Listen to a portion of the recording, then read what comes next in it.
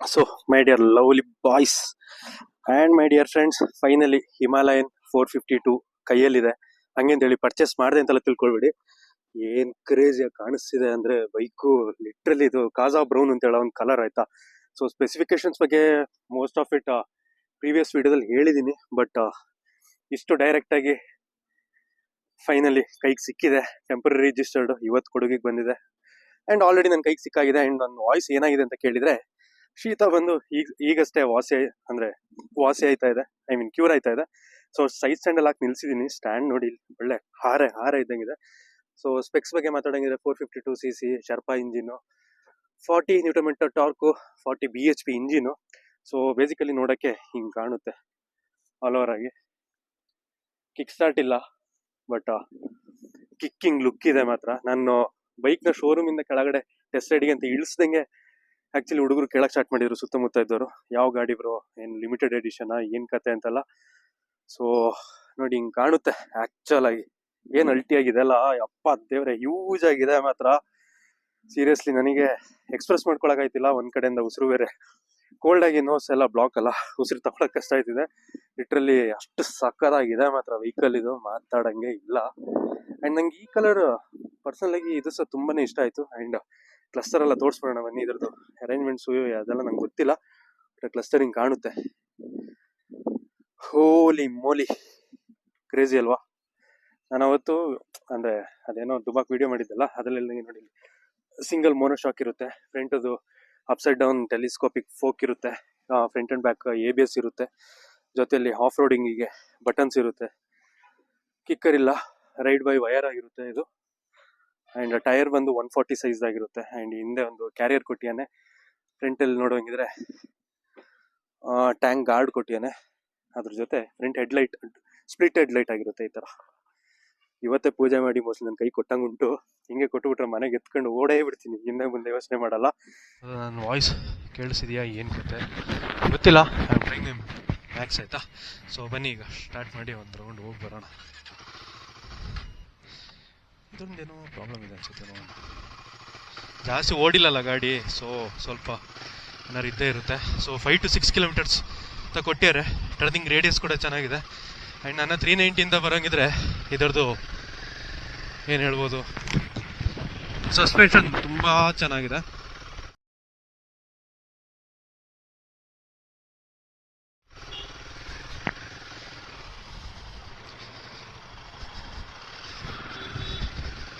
Mirror ಕೂಡ ಸಕ್ಕತ್ತಾಗಿ ಕಾಣಿಸ್ತಿದೆ ನೋಡಿ. ಇನಿಷಿಯಲ್ ಹೇಗಿದೆ ಅಂತ, ಅಲ್ಟಿಯಾಗಿದೆ ಅಲ್ವಾ ಇನಿಷಿಯಲ್ಲು.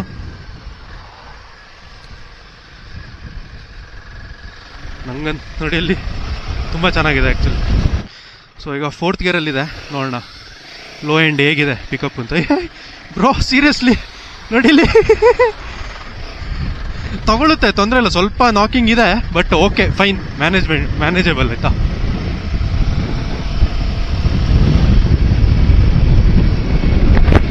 ಸೊ ಪರ್ಸ್ನಲಿ ನಂಗೆ ಫಸ್ಟ್ ಕೂತಂಗೆ ಫಸ್ಟ್ ಫೀಲ್ ಆಗೋದು ಬಂದಿದ್ರು, ಸೀಟ್ ಹೈಟ್ ತುಂಬ ಚೆನ್ನಾಗಿದೆ, ಹ್ಯಾಂಡಲ್ ಅಡ್ಜಸ್ಟ್ಮೆಂಟ್ ಕೂಡ ತುಂಬಾ ಚೆನ್ನಾಗಿದೆ. ಐ ಮೀನ್ ಹ್ಯಾಂಡಲ್ ಲೆವೆಲು ತುಂಬಾ ಚೆನ್ನಾಗಿದೆ ಅಂತ ಹೇಳಿದೆ. ಆ್ಯಂಡ್ ಕ್ಲಸ್ಟರ್ ಕರೆಕ್ಟಾಗಿ ಫೇಸ್ ಟು ಫೇಸ್ ಆಗಿ ತುಂಬ ಅಂದರೆ ತುಂಬ ನೀಟಾಗೇ ಇದೆ, ಏನು ತಲೆನೋವಿಲ್ಲ.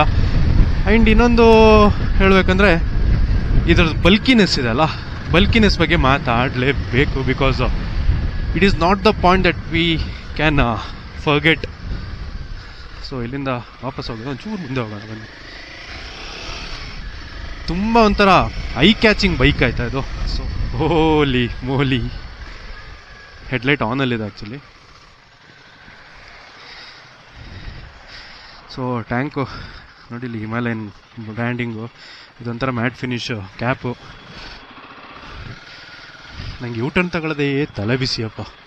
ತುಂಬ ರಿಫೈನ್ಡ್ ಆಗಿದೆ ಆಯಿತಾ ಇಂಜಿನು, ತುಂಬ ಅಂದರೆ ತುಂಬಾ ರಿಫೈನ್ಡ್ ಆಗಿದೆ ನೋಡಿ.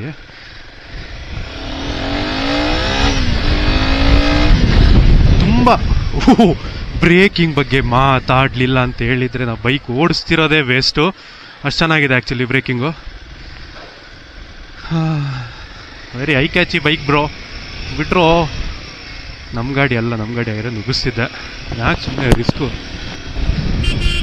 ಹಾರ್ದೇನು ಜುಜ್ವಿ ಗುರಿದು, ಹಾರ್ನ್ ಚೆನ್ನಾಗಿ ಕೊಟ್ಟಿಲ್ಲ. ಹಾರ್ನ್ ಇನ್ನೂ ಸ್ವಲ್ಪ ಚೆನ್ನಾಗಿ ಕೊಡ್ಬೋದಿತ್ತು ಅನಿಸುತ್ತೆ. ಆ್ಯಂಡ್ ಮಿರರು ತುಂಬಾ ಚೆನ್ನಾಗಿದೆ. ಬಟ್ 100% ಆಗಿ ಹೇಳ್ತೀನಿ, ಹಳೆ ಹಿಮಾಲಯನಿಗೆ ಕಂಪೇರ್ ಮಾಡಿದರೆ this is much much much much much more better than usual. Knocking ಸ್ವಲ್ಪ ಇದೆ ಬಟ್ ಮ್ಯಾನೇಜಬಲ್ ಆಯಿತಾ. ಆ್ಯಂಡ್ ಇನ್ನೊಂದೇನೆಂದರೆ, ನನ್ನ ಬೈಕ್ ಓಡಿಸಿ ನಂಗೆ ಆ ಥರ ಅನ್ನಿಸ್ತಿದೆಯೋ ಅಥವಾ ಏನು ಕತೆ ಗೊತ್ತಿಲ್ಲ, ಈ ಬೈಕಲ್ಲಿ ಸಿಕ್ಬಿಟ್ರೆ 100% ಹೇಳ್ತೀನಿ ಕಂಟಿನ್ಯೂಸ್ ಆಗಿ ಒಂದು 500-600 ಕಿಲೋಮೀಟ್ರ್ ಆರಾಮಾಗಿ ಓಡಿಸ್ಬೋದು, ಏನು ತಲೆನೋವೇನು ಇರೋದಿಲ್ಲ. ಸೊ ಬೈಕ್ ಇನ್ನು 25 ಕಿಲೋಮೀಟ್ರ್ ಓಡಿರೋದಷ್ಟೇ, ಪ್ರಾಬಬ್ಲಿ ಶೋರೂಮರು ಬಿಟ್ಟರೆ ನಾನೇನೋ ಇನ್ನೇನು ಕತೆ ಗೊತ್ತಿಲ್ಲ.